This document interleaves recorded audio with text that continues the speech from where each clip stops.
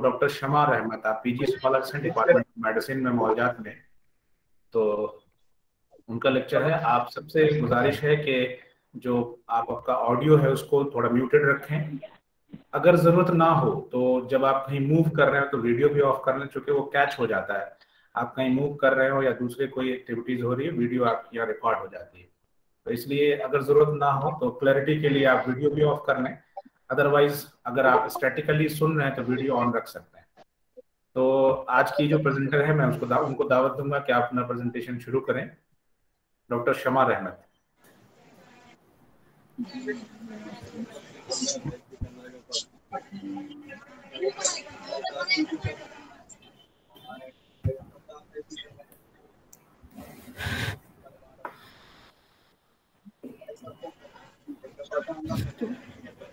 Respected teachers, all the PG scholars, all the Unani practitioners and scholars, and all the participants who are connected through online mode to this webinar. A very good afternoon to all of you.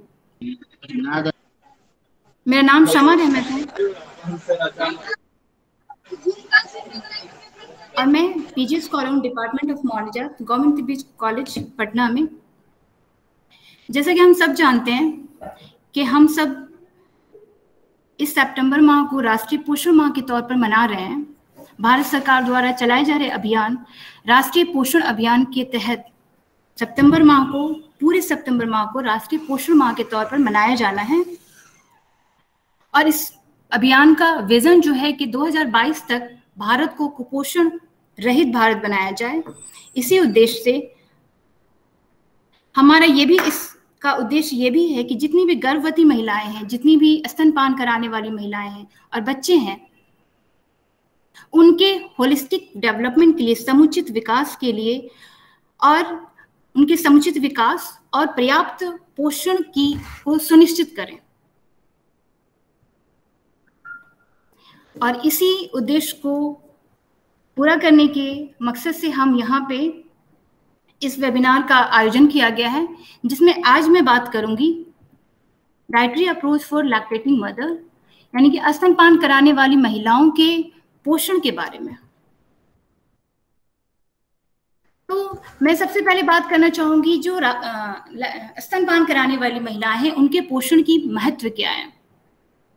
क्योंकि पोषण की जरूरत तो हर इंसान को होती है, हर इंसान को स्वस्थ रहने के लिए पोषण की जरूरत होती है। लेकिन स्तनपान के दौरान कुछ जरूरतें, माँ के शरीर की डिमांड बढ़ जाती है, एनर्जी की रिक्वायरमेंट्स, ऊर्जा की जरूरत बढ़ जाती है।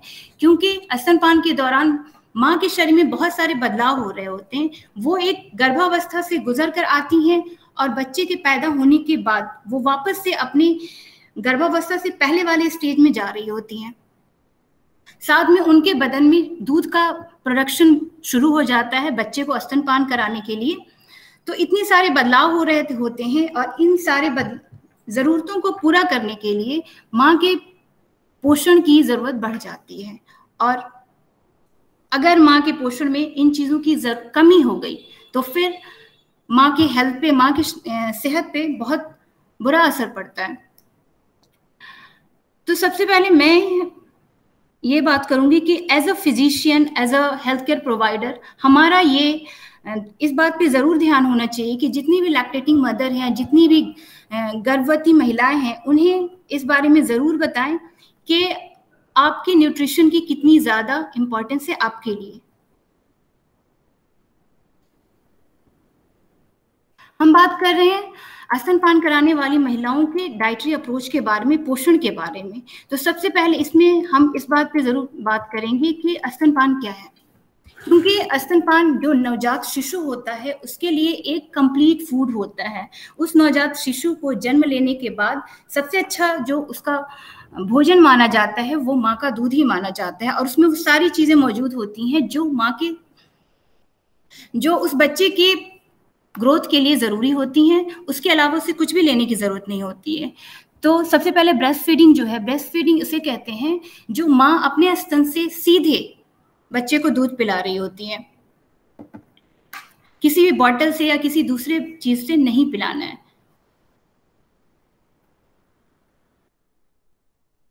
माँ का दूध बच्चे के लिए एक पूर्ण आहार है। ऐसा कहा जाता है कि माँ का दूध जो है वो बच्चे के लिए अमृत के समान होता है, क्योंकि माँ के दूध में ऐसी बहुत सारी चीजें होती हैं जो मैं आगे जाके आपको बताऊंगी कि वो अमृत की तरह बच्चे को काम करती है।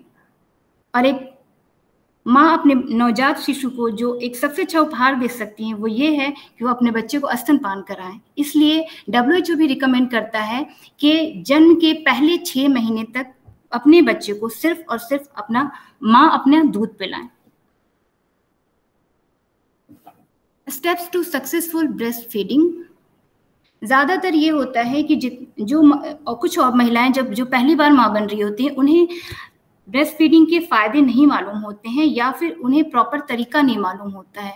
तो हमें इस बात को इंश्योर करना है, सुनिश्चित करना है कि जितनी भी गर्भवती महिलाएं हैं उनको स्तनपान के फायदे जरूर बताएं, नहीं करने से उसके नुकसान क्या हो सकते हैं ये भी बताएं, और कैसे कराना है, किस तरीके से कराना है, कितनी देर तक कराना है, इन सब बात को जरूर बताएं।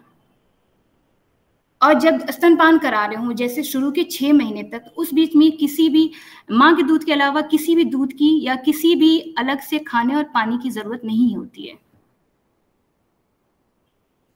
तो माँ का दूध इतना महत्वपूर्ण होता है कि वो बच्चे के समुचित विकास, पहले 6 महीने में समुचित विकास, शारीरिक और मानसिक विकास के लिए काफी होता है।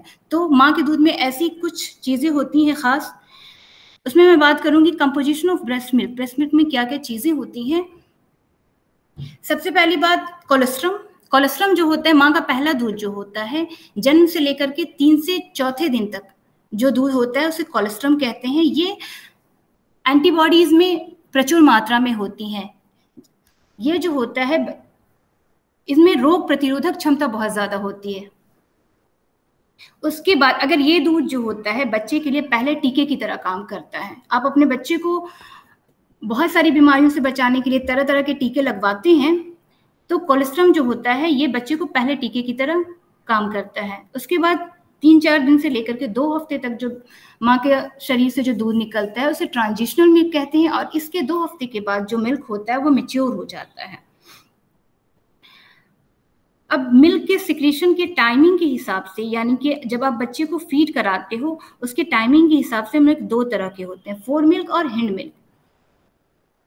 तो हमें एक नर्सिंग मदर को ये जरूर बताना है कि जब आप बच्चे को फीड करा रहे होते हो तो आप एक बार में एक स्तन से ही दूध पिलाएं, क्योंकि जब दूध सिक्रीट हो रहा होता है उस वक्त शुरू के कुछ मिनट तक उसमें ज्यादा अमाउंट में पानी होता है, प्रोटीन होता है, शुगर, विटामिन, मिनरल्स होते हैं जो बच्चे की प्यास को बुझाते हैं।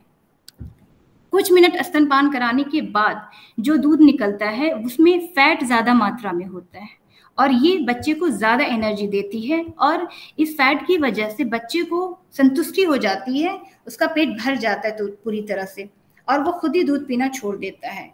तो इस बात को ध्यान रखनी है कि एक बार में एक स्तन से ही दूध पिलाना है ताकि बच्चा सेटिस्फाई हो जाए, संतुष्ट हो जाए कि उसका पेट भर गया है।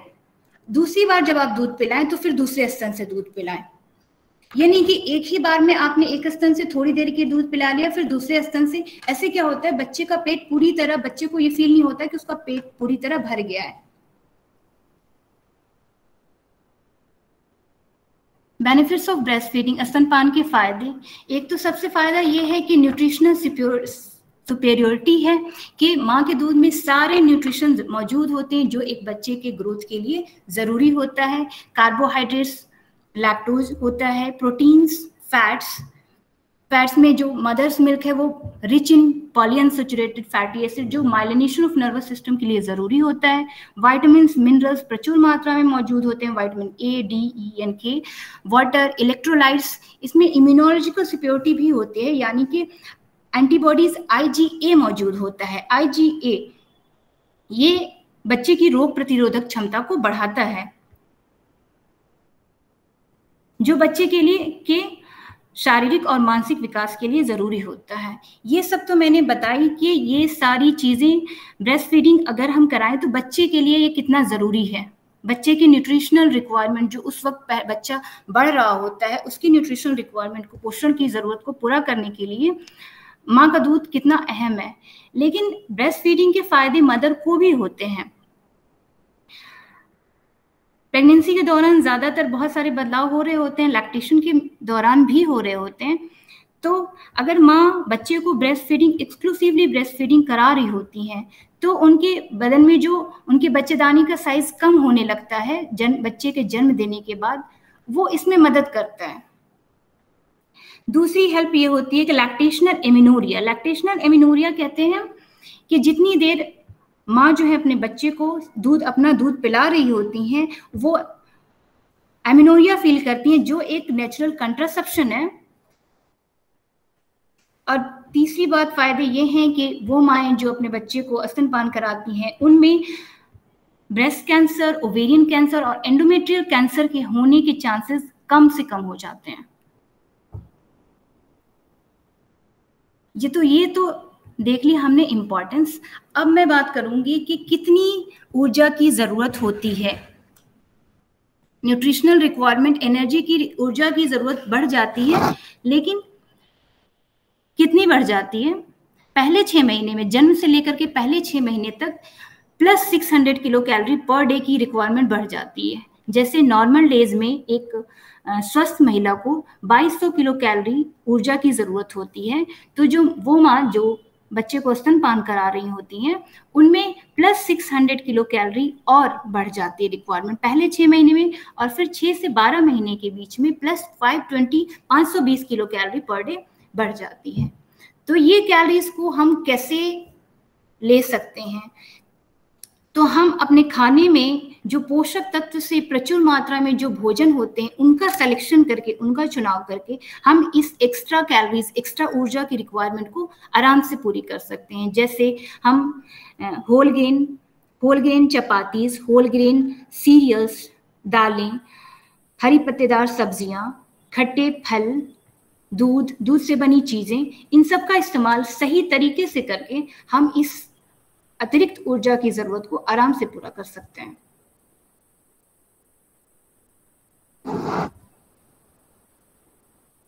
एक स्वस्थ महिला के लिए, एक स्वस्थ स्तनपान कराने वाली महिला को एक बैलेंस डाइट की जरूरत होती है। हर बैलेंस डाइट में, हर संतुलित आहार में 2 चीजें ज्यादा होती। एक होती मैक्रोन्यूट्रिएंट्स। मैक्रोन्यूट्रिएंट्स वो होते हैं जो आपको ज्यादा अमाउंट में जिनकी जरूरत होती है। दूसरा होता है माइक्रोन्यूट्रिएंट्स, जिनकी जरूरत आपको बहुत कम मात्रा में होती है, लेकिन वो भी उतने ही अहम होते हैं। तो पहले मैं बात करूंगी मैक्रोन्यूट्रिएंट्स, जो आपको ज्यादा अमाउंट में जरूरत होती है जिनकी, वो है कार्बोहाइड्रेट, प्रोटीन और fats.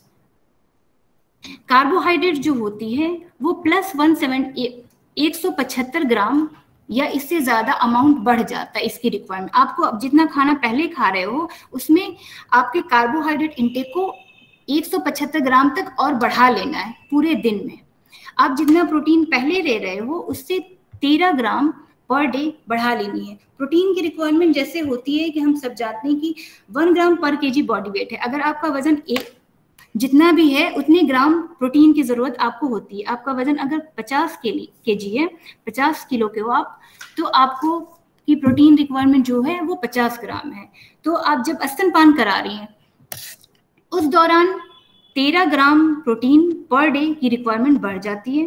Fats and essential fatty acids की रिक्वायरमेंट भी बढ़ जाती है। इसमें ओमेगा 3 और ओमेगा 6 फैटी एसिड हमारे खाने में होना बहुत जरूरी है, क्योंकि ये नर्वस सिस्टम के ग्रोथ के लिए जरूरी होती है।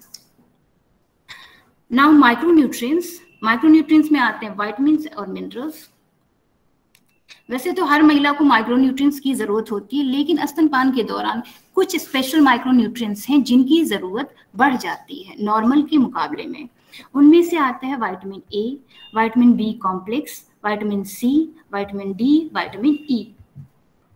और मिनरल्स में आयोडीन, जिंक, कैल्शियम, पोटेशियम, ये सारी चीजें हैं। इन सब के बारे में आगे मैं आपको बताऊंगी। अब ये है कि demand of nutrients which increases during lactation. स्तनपान के दौरान बहुत सारी न्यूट्रिएंट्स की जरूरत बढ़ जाती है। मैंने बताया कितनी बढ़ जाती है। यहाँ पे है कि नॉर्मली हमें जो ऊर्जा की जरूरत होती है वो है 2200 किलो कैलोरी, लेकिन स्तनपान के दौरान 600 किलो कैलोरी अतिरिक्त हो ज़रूरत पड़ती है, डिमांड बढ़ जाती है। ये इसलिए भी होता है कि हर स्तनपान के बाद माँ जब अपने बच्चे को फीड करा रही होती है, उनके बाद उनकी 500 किलो कैलोरीज कम हो जाती है, इस्तेमाल हो जाती है। तो उस एनर्जी को पूरी करने के लिए माँ को अलग से अपने पोषण में कैलोरीज को ऐड करना होता है, एनर्जी रिच फूड्स को ऐड करना होता है, ताकि वो उस ज़रूरत को पूरी करती रहे। अगला है कैल्शियम। तो ये ऊर्जा की रिक्वायरमेंट्स जो हैं वो पूरा करने के लिए ज़्यादातर हम अपने खाने में कार्बोहाइड्रेट, प्रोटीन और फैट, ज़्यादा ऊर्जा इन तीनों से मिलती हैं। उसके बाद कैल्शियम रिक्वायरमेंट्स भी बढ़ जाती हैं। कैल्शियम रिक्वायरमेंट जो है वो स्तनपान के दौरान डबल हो जाती है, अप्रॉक्स लगभग डबल हो जाती है। एक स्तनपान नहीं कराने वाली महिला में जो कैल्शियम की ज़रूरत होती है, उसके दुगनी ज़रूरत इस दौरान बढ़ जाती है। विटामिन ए भी प्लस 600 माइक्रोग्राम की ज़रूरत होती है, plus 300 microgram extra vitamin A की ज़रूरत होती है। Vitamin C, folic acid, vitamin B1, B12, D, इन सब की ज़रूरत बढ़ जाती है।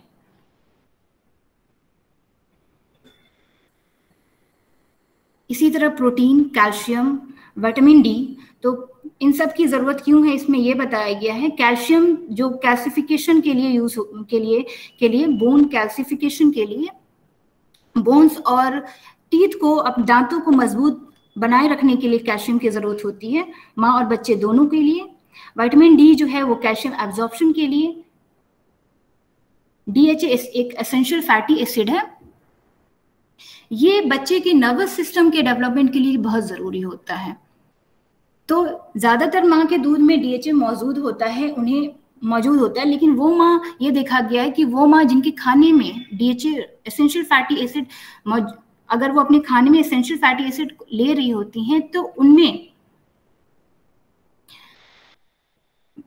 कमी नहीं होती है, उनके माँ के दूध में इस DHA की कमी नहीं होती है।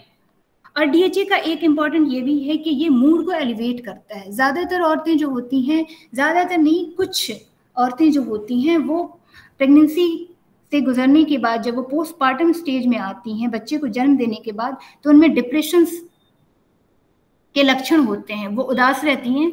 तो अगर अब उनके खाने पीने में एसेंशियल फैटी एसिड के सोर्सेज को ऐड कर दिया जाए तो उनका मूड एलिवेट हो जाता है। जिंक की रिक्वायरमेंट भी बढ़ जाती है। जिंक जो होता है वो मदर और बेबी के इम्यून सिस्टम को बूस्ट करने के लिए ज़रूरी होता है। इस तरह से सारे माइक्रोन्यूट्रिएंट्स को हमने इस ग्राफ में दिखाने की कोशिश की है। इसमें जो है कंपैरेटिव एनालिसिस की गई है कि जो न्यूट्रिएंट्स हैं उनकी कितनी रिक्वायरमेंट बढ़ गई है। ये ग्रीन लाइन जो है वो ये है ड्यूरिंग नॉर्मल डेज जितनी रिक्वायरमेंट होती है, येलो लाइंस जो है ये है ड्यूरिंग प्रेगनेंसी कितनी ज़रूरत होती है, और ये पर्पल लाइन जो है ये शो करता है ड्यूरिंग लैक्टेशन कितनी ज़रूरत है। तो इस तरह से आप देख सकते हो कि इसमें ड्यूरिंग लैक्टेशन माइक्रोन्यूट्रिएंट्स की ज़रूरत कितनी ज़्यादा बढ़ जाती है। तो अभी तक हमने बात कर ली कि माइक्रोन्यूट्रिएंट्स कितना अहम है एक स्तनपान कराने वाली महिलाओं के लिए और कितनी ज़रूरत है। तो ये सब जानने के बाद अब हम बात करते हैं हम इन सारे न्यूट्रिएंट्स को कैसे हासिल करें। तो इन सब को हासिल करने के लिए सबसे अच्छा तरीका है कि आप अपनी प्लेट को अपनी हेल्दी वे में चूज करें। आपको ये आपके प्लेट में जो होता है, व्हाट्स ऑन योर प्लेट, आपके प्लेट का, आप अपनी प्लेट को ये हिस्सा जो है, आप अपने प्लेट को इस 4 हिस्से में ऐसे बांट सकते हो। इतना हिस्सा जो है वो इसमें अनाज होने चाहिए, इतना हिस्सा प्रोटीन होना चाहिए, ये वेजिटेबल्स का है और ये फल है, और आपके खाने में डेयरी प्रोडक्ट्स जरूर होने चाहिए। अब एक एक करके इनके बारे में बताऊंगी। Make healthy choices in each food group. खाना बस पेट भरने के लिए नहीं खाना है, बस हमें ये भी ध्यान रखना है कि जो हम खा रहे हैं उनमें पोषण उतनी ही मात्रा में हो। क्योंकि ज्यादातर हम क्या करते हैं कि अनाज, अगर आपने पूरी प्लेट में अगर अनाज भर लिया तो बाकी चीजों के लिए जगह नहीं बच जाती है। तो इस वजह से वो न्यूट्रिएंट्स आपके बदन में उसकी कमी हो जाती है। सबसे पहले एक एक करके बात करते हैं। अभी मैं बता रही हूँ डेयरी के बारे में। डेयरी जो होता है वो कैल्शियम और पोटेशियम रिच होता है, तो आपको अपने खाने में 3 से 4 serving per day dairy products जरूर होने चाहिए। आप इसको तरह तरह से चेंज करके ले सकते हो, जैसे आप 1 गिलास दूध ले सकते हैं, 1 गिलास अपने खाने दोपहर के खाने में दही, घी का इस्तेमाल कर सकते हैं, छाछ, रायता, इन तरह से डिफरेंट तरीके से आप डेयरी प्रोडक्ट्स को अपने खाने में ऐड कर सकते हो। आपको इस बात को सुनिश्चित करना है कि आपके पूरे दिन के खाने में 3 से 4 सर्विंग जो है वो डेयरी होनी चाहिए। अगला है ग्रेन्स, अनाज। तो अनाज भी हमारे लिए उतना ही इंपॉर्टेंट है, लेकिन इसकी क्वांटिटी को हमें ज्यादा नहीं बढ़ाना है। हमें आधे से थोड़ी सी अपनी प्लेट के 1/4 से थोड़ा सा ज्यादा हिस्सा जो है हमारी प्लेट का वो ग्रेन्स होना चाहिए। ग्रेन्स जो होते हैं वो वाइटामिन्स, इसमें फाइबर तो होता ही है, इसमें बी विटामिन्स भी प्रचुर मात्रा में होते हैं। अगर हम होल ग्रेन्स यूज करें तो हम एक हेल्दी चॉइस कर सकते हैं कि हम ग्रेन्स जब भी इस्तेमाल करें तो होल ग्रेन्स इस्तेमाल करें, रिफाइंड ग्रेन्स नहीं इस्तेमाल करें। और हमारे खाने में 250 ग्राम पर डे ग्रेन्स होने चाहिए। अब प्रोटीन की रिक्वायरमेंट बढ़ जाती है स्तनपान के दौरान, मैंने बताया था। तो लगभग 75 ग्राम प्रोटीन की जरूरत होती है रोजाना, जो आप इस तरह से पूरी कर सकते हो कि आपकी प्लेट का इतना हिस्सा जो है 1/4 से थोड़ा सा कम हिस्सा प्रोटीन होना चाहिए। वेजिटेबल्स आपको फ्रेश वेजिटेबल्स यूज करने हैं। 3 से 4 कटोरी दिन में सब्जियां जरूर खानी है, क्योंकि वेजिटेबल्स जो होती हैं वो रिच सोर्स ऑफ फाइबर्स होती हैं। इसमें विटामिन्स होते हैं, पोटेशियम होते हैं, बहुत सारी मिनरल्स होती हैं। फ्रूट्स, फल, आपको ताजा और सीजनल फ्रूट्स इस्तेमाल करना है। दिन के 2 से 3 सर्विंग आप इस फ्रूट का इस्तेमाल कर सकते हो। तो अभी तक मैंने बताया कि आपको पता, अभी तक आपको ये पता चल गया कि आपको कितनी एनर्जी की रिक्वायरमेंट्स है और उसे कैसे आप पूरा कर सकते हो। ठीक है, अब मैं कुछ सोर्सेज ऑफ न्यूट्रिएंट्स बताऊंगी, जैसे सोर्सेज ऑफ कार्बोहाइड्रेट्स। ये रिच सोर्स ऑफ कार्बोहाइड्रेट्स हैं। इनमें है grains, bananas, pulses, potatoes, sweet potatoes, ये सारे रिच सोर्स ऑफ कार्बोहाइड्रेट्स हैं। Now the source of protein, rich source of protein, all pulses, red meat, lean meat, fish, eggs, अंडा, मूंगफली, ये सारी चीजें, इन सारी चीजों में प्रोटीन प्रचुर मात्रा में मौजूद होती है। अब फैट के स्रोत, ये फैट के स्रोत की कुछ चीजें दिखाई गई हैं। आप इसमें जो एसेंशियल फैटी एसिड की जरूरत एक्स्ट्रा बढ़ जाती है, जो जरूरी होता है, आप इन चीजों से पूरी कर सकते हो। ये जो पीनट बटर है, पीनट्स हैं, ये मूंगफली, ये अगर आप अपने खाने में इस्तेमाल करें तो इसमें बहुत सारी एसेंशियल फैटी एसिड्स होती हैं। फ्लैक्स सीड्स का इस्तेमाल, अलसी का इस्तेमाल आप कर सकते हो। Now the source of calcium के स्रोत। अभी मैंने देखा कि कैल्शियम की रिक्वायरमेंट्स डबल हो जाती हैं लैक्टेशन के दौरान। स्तनपान कराने वाली महिलाओं में कैल्शियम की रिक्वायरमेंट जो जरूरत होती है वो दुगनी हो जाती है। तो उसको पूरा करने के लिए हमें कैल्शियम रिच सोर्स लेना होता है। तो कैल्शियम का रिच सोर्स, जो कैल्शियम जिसमें प्रचुर मात्रा में मौजूद होता है, वो होती है दूध और दूध से बनी चीजें। दूसरा सोर्स एक ये भी है जो बहुत लोगों को नहीं मालूम होता है, ये मड़ुआ है। इसको आप अपने खाने में इस्तेमाल कर सकते हो। आप मड़ुआ की रोटी इस्तेमाल कर सकते हो नाश्ते में। तो अगर आप दूध नहीं डाइजेस्ट कर पा रहे हो या जिस दिन आपको दूध पीने का मन नहीं है, तो आप इसको भी कैल्शियम सप्लीमेंट के तौर पर इस्तेमाल कर सकते हो अपने खाने में ऐड करके। आयरन रिच सोर्सेज में गुड़ और खजूर है। अगर आप अपने खाने में इनको ऐड कर लो तो ये आयरन की रिक्वायरमेंट्स को पूरी कर देती हैं।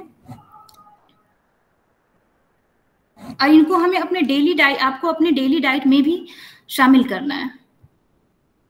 सोर्सेज ऑफ विटामिन ए, हमने देखा कि विटामिन ए की भी जरूरत बढ़ जाती है, तो मैंने यहाँ कुछ वो विटामिन ए के लोकल सोर्स दिखाएं जो आपको लोकल मार्केट में आराम से मिल जाते हैं। ये आपको तब इस्तेमाल करना है जब ये सीजनल हो, जब गाजर, ये पालक और ये चौलाई का साग है, ये इनमें विटामिन ए जो होते हैं वो प्रचुर मात्रा में होती हैं, तो आप इनका इस्तेमाल कर सकते हो। आप गाजर का सैलड में इस्तेमाल कर सकते हो, आप नाश्ते और खाने के बीच में स्नैक के तौर पे भी गाजर का इस्तेमाल कर सकते हो, पालक का इस्तेमाल कर सकते हो। एक तो आप इसको साग के तौर पे बना करके, या पालक की रोटी आप खिचड़ी में इसे डाल सकते हो, दाल में डाल सकते हो। ये है चौलाई, इसको गेनहारी का साग भी कहते हैं, ये 2 रंगों में आता है, लाल और हरा। ये भी विटामिन ए रिच होता है। अब ये source of vitamin C, vitamin C बहुत जरूरी होता है इस दौरान, क्योंकि विटामिन सी तो एक तो इम्यूनिटी बढ़ाती है, रोग प्रतिरोधक क्षमता बढ़ाती है, दूसरी आयरन को एब्जॉर्ब करने के लिए, आयरन के एब्जॉर्प्शन के लिए विटामिन सी बहुत जरूरी होता है। तो और स्तनपान के दौरान विटामिन सी की रिक्वायरमेंट भी बढ़ जाती है, तो उसको पूरा करने के लिए आप अपने खाने में इन चीजों को ऐड कर सकते हो, विटामिन सी रिच सोर्सेज को ऐड कर सकते हो, जिसमें आंवला एक सबसे अच्छा एग्जाम्पल है। आप आंवले को इस्तेमाल कर सकते हैं, संतरा और नींबू। एक दिन में एक आंवला जो होता है वो एक दिन की रिक्वायरमेंट को पूरी करने के लिए काफी होता है। तो आप अगर अपने खाने में रोज एक आंवला खाएं तो आपकी विटामिन सी की रिक्वायरमेंट पूरी कर देती है। और विटामिन सी सब क्या रिच सोर्स जो है वो आंवला ही है। एक आंवला में जितने विटामिन सी होते हैं वो 20 संतरे के बराबर होते हैं। और आप नींबू को भी सैलेड में डाल करके इस्तेमाल कर सकते हो।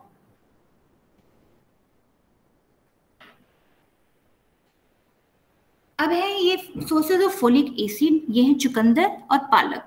चुकंदर में आयरन भी होता है, फोलिक एसिड भी होता है, तो आप अपने खाने में इसको शामिल करके अपने खाने के पोषण को बढ़ा सकते हो। आप चुकंदर का इस्तेमाल कर सकते हो सैलेड की तरह, सलाद में शामिल करके, जूस की तरह, नाश्ते के बाद जूस इसका बना करके पी सकते हैं। Source of vitamin D, vitamin D की जरूरत होती है कैल्शियम के एब्जॉर्प्शन के लिए। कैल्शियम को हमारे बदन में एब्जॉर्ब होने के लिए विटामिन डी की जरूरत होती है। और रिच सोर्स जो विटामिन डी का है वो है सनलाइट। सनलाइट अगर हम 15 से 20 मिनट धूप में बैठ जाएं तो हमारे बदन में हमारी स्किन जो है वो खुद अपने आप विटामिन डी बना लेती है। तो ये सबसे rich source of vitamin D है। और सनलाइट जो होनी चाहिए सिर्फ सुबह या शाम की होनी चाहिए, दोपहर की नहीं होनी चाहिए। नाउ पानी, क्योंकि हाइड्रेशन की भी, पानी की भी जरूरत बढ़ जाती है, क्योंकि मैंने अभी बताया कि जो माँ के दूध में, ब्रेस्ट मिल्क में सबसे ज्यादा 80% पानी होता है। तो इस तरह से पानी की रिक्वायरमेंट बढ़ जाती है, तो 3 से 4 लीटर तक पानी आप जरूर पिए। ये है रिकमेंडेड डाइटरी अलाउंसेस, जो इसमें आप इजीली देख सकते हो कि लैक्टेटिंग मदर में न्यूट्रिएंट की रिक्वायरमेंट्स और एनर्जी की रिक्वायरमेंट्स कैसे बढ़ गई हैं नॉर्मल विमेन के मुकाबले में। पहले 6 महीने में बढ़ी हैं, फिर नेक्स्ट 6 महीने में उसी अकॉर्डिंग बढ़ गई हैं।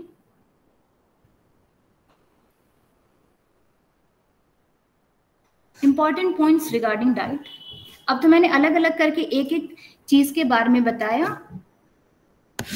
अब कुछ चीजें जो आपको अपने खाने पीने के बारे में ध्यान रखनी है वो ये है कि ब्रेस्ट मिल्क जो होती है वो बहुत पानी, शुगर, फैट, प्रोटीन इन सब से मिलकर बनी होती है। तो इन सब चीजों से मिलकर बनी होती है और ये माँ के शरीर में बन रही होती है। तो इन सब जरूरत को पूरी करने के लिए माँ को एक्स्ट्रा फूड लेने की जरूरत है, कंपेंसेट करने के लिए इन सब जरूरतों को। तो माँ को ये चाहिए कि हर 2 घंटे के बाद थोड़ा थोड़ा खाना जरूर खाना है, हर 2 घंटे के बाद। ज्यादातर माएँ क्या करती हैं कि अपने बच्चे के ध्यान रखने में वो अपने खाने पीने को भूल जाती हैं। तो ऐसा बिल्कुल नहीं करना है, क्योंकि आपकी बॉडी को भी, आपके शरीर को भी उतनी ही पोषण की जरूरत है। अगर आप अपने शरीर को पोषण नहीं दोगे तो आप अपने बच्चे को फिर कैसे ब्रेस्ट मिल्क कराओगे। तो इस बात को ध्यान में रखना है कि हर 2 घंटे के बाद कुछ ना कुछ स्मॉल फ्रीक्वेंट डाइट जरूर लेनी है।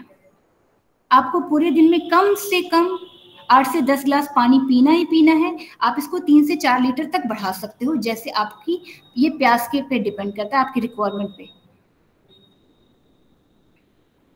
आपके खाने में 3 से 4 ग्लास, मैंने बताया कि 3 से 4 सर्विंग जो है वो डेयरी प्रोडक्ट्स की जरूर होनी चाहिए। वो आप दूध के फॉर्म में डायरेक्ट ले लो या छाछ के फॉर्म में ले सकते हैं, रायता, दही, इन सब के फॉर्म में ले सकते हो, क्योंकि कैल्शियम की रिक्वायरमेंट बढ़ जाती है उसको पूरा करने के लिए। 2 कटोरी दाल, 2 से 3 कटोरी दाल जरूर होनी चाहिए, क्योंकि दाल जो है वो प्रोटीन का रिच सोर्स है। 2 से 3 कटोरी जो है वो हरी सब्जियां होनी चाहिए। 3 से 4 सर्विंग जो आपके फ्रूट की होनी चाहिए, उसमें फ्रेश सीजनल फ्रूट्स ऐड करनी है। और आपके खाने में फाइबर जो है वो प्रचुर मात्रा में होनी चाहिए, क्योंकि इस दौरान माएँ जो होती हैं वो, उनमें कब्ज की बहुत ज़्यादा शिकायत हो जाती है। तो फाइबर को अपने खाने में ज़रूर शामिल करना है ताकि कब्ज से बच पाए। तो एक ऑल ओवर मैंने बताया। अब मैं बताती हूँ, ये एक सैंपल है डाइट चार्ट का, कि आप इसको आप अपने खाने में फॉलो कर सकते हो इस तरीके से। Sample diet plan for a lactating mother, स्तनपान कराने वाली महिलाओं के लिए ये एक सैंपल है। सबसे पहले जब आप सुबह उठती हैं, सबसे पहले आपको 1 गिलास पानी पीना है। उसके बाद फ्रेश होने के बाद आप अपने लिए खजूर, किशमिश ये खा सकती हो। उसके बाद 1 गिलास दूध और 1 पाउडर शतावरी पाउडर, 1 चम्मच शतावरी पाउडर 1 गिलास दूध के साथ ले लें। फिर या इसकी जगह आप कभी ये भी कर सकते हो कि 1 आंवले का मुरब्बा या गोंद के लड्डू, तिल के लड्डू, इनका भी इस्तेमाल कर सकते हो आप अपने प्री ब्रेकफास्ट में। यानी कि जब आप उठे हो उसके आधे घंटे के अंदर आपको कुछ ना कुछ जरूर खाना है, तो आप उसमें इन सब चीज़ों को शामिल कर सकते हो। इन सब चीज़ों को एक साथ नहीं लेना है, आपके पास ऑप्शंस है। आप कभी हफ्ते में किसी दिन आप दूध ले लें, उसके साथ शतावरी पाउडर ले लें, किसी दिन मुरब्बा, कभी गोंद के लड्डू, तिल के लड्डू। सबसे इम्पॉर्टेंट बात यह है कि खाने में वैरायटी होनी चाहिए। आपके खाने में जितनी वैरायटीज होंगी उतनी ज़्यादा आप पोषक को अपने ले पाएंगी अपने शरीर के अंदर।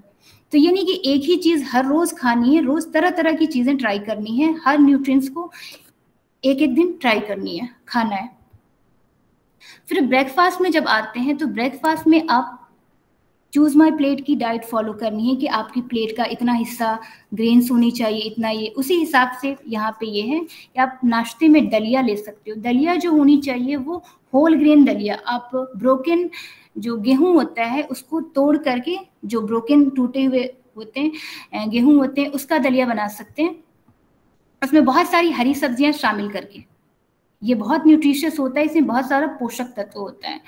फिर दूसरा ऑप्शन ये हो सकता है कि आप मेथी के पराठा बना सकते हो। मेथी का पराठा ले सकते हैं 1 कटोरी, छोटी 1 कटोरी दही के साथ। पालक पराठा 1 कटोरी दही के साथ, या फिर सिंपल किसी दिन सादा रोटी खानी है तो 3 चपाती और 1 कटोरी हरी सब्जी, या फिर किसी दिन 2 अंडे और रोटी। इस तरीके से आप हर दिन अलग अलग तरह के पोषक तत्व से, प्रचुर मात्रा में मौजूद पोषक तत्व से अपना नाश्ता कर सकते हो। आपको इस बात पे ध्यान रखना है कि आपको वैरायटीज, तरह तरह की चीजें, हर चीज को खानी है। एक दिन में सारी चीज नहीं लेनी है, हर दिन आपको पोषण की जरूरत को पूरी करनी है। उस तरीके से आप अपने लिए डिफरेंट रेसिपीज जो होती हैं तरह तरह की ट्राई कर सकती हैं। फिर नाश्ते के बाद, यानी कि आपने सबसे पहले 6-7 बजे के बीच में ले लिया, प्री ब्रेकफास्ट ले लिया, फिर 9 से 9 बजे तक आपको नाश्ता कर लेना है। फिर 2 घंटे के बाद कुछ ना कुछ जरूर खाना है। उसमें सबसे अच्छी चीज होती है इस वक्त में आप कोई फ्रूट खा लें। फ्रूट में एप्पल, अनार या जो भी सीजनल फ्रूट मौजूद हो, अंगूर या फिर ये अमरूद, जो भी मौजूद हो आप वो ले सकते हो। इस टाइम में आप चुकंदर का जूस भी ले सकते हो, गाजर का जूस, या गाजर या चुकंदर को छील करके उसमें काट करके उस पर काला नमक वगैरह डाल करके आप उसको भी स्नैक के तौर पे इस्तेमाल कर सकते हो इस वक्त में। इसके बाद, इसके 1 घंटे बाद यानी कि 12 बजे तक आप 1 गिलास अजवाइन का पानी पी सकते हैं। अजवाइन का पानी पी सकते हैं। अजवाइन का पानी जो होता है वो खाने के डाइजेशन के लिए इम्पॉर्टेंट होता है, खाना अच्छे से हजम होता है और कब्ज की शिकायत नहीं होती। अब आता है लंच। लंच 1 से 2 बजे के बीच में कर लेना है। इसमें ऑप्शंस आप अपने खाने में, अपने लंच में इस तरह से आप अपना लंच तैयार कर सकते हो कि 3 रोटी, 1 कटोरी सब्जी, 1 कटोरी चावल और 1 कटोरी हरी पत्तेदार सब्जियां। ये सब चीज़ आपके खाने में, सारी चीज़ एक साथ होनी चाहिए। अगर आप नॉन वेजिटेरियन हो, गोश्त मछली खाते हो, तो आप अपने खाने में गोश्त, अंडे, मछली ये सब शामिल कर सकते हैं।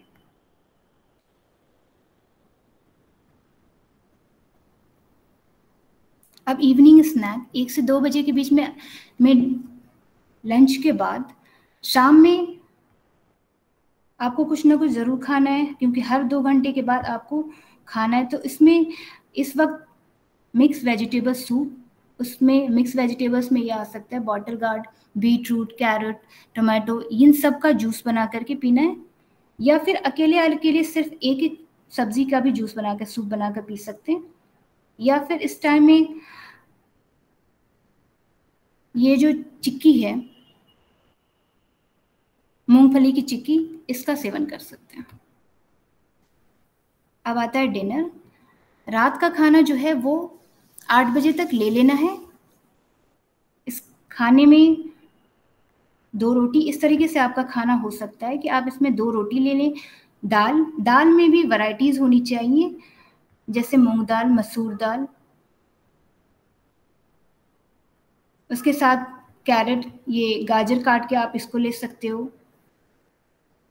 सब्जी में भी कभी आप एक तरह की सब्जी भी बना सकते हो, कभी आप मिक्स सब्जी भी इस्तेमाल कर सकते हो, एक साथ सारी सब्जियों को मिला करके। तो इस तरह से रात का खाना थोड़ा सिंपल लेना है।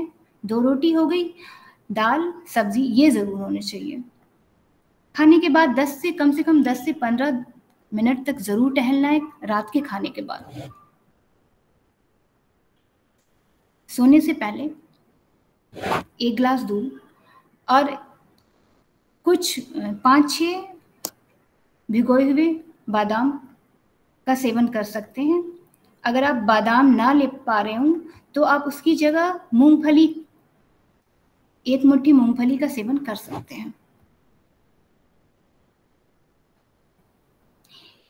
ये जो कुछ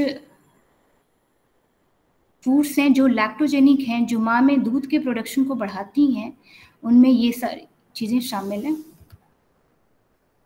अब वो खाना जो आपको स्तनपान के दौरान जिनको अवॉइड करनी है, सबसे पहली बात कि स्मोकिंग नहीं, कैफीन जो है वो बिल्कुल भी आपके खाने में कम से कम होना चाहिए। कैफीन का रिच सोर्स है कॉफ़ी, चॉकलेट्स, डार्क चॉकलेट्स, इन सबको अवॉइड करना है, बिल्कुल नहीं लेना है। अल्कोहल, कुछ मछलियाँ जो होती हैं, जो सी फूड्स होती हैं, उनमें मर्करी का कंटेंट बहुत ज़्यादा होता है, तो सी फूड से जो इन सब मछलियों को भी अवॉइड करनी है। स्मोकिंग नहीं करनी है। तो ये था आज का, मैंने बताने की कोशिश की है लैक्टेटिंग मदर में डाइटरी अप्रोच के बारे में, कि माँ का खाना किस तरह से होना चाहिए, कितनी ज़रूरत होती है। तो थैंक यू। अब आप में से अगर कोई लोग कोई सवाल पूछना चाहते हैं या कोई सजेशन देना चाहते हैं तो यू कैन।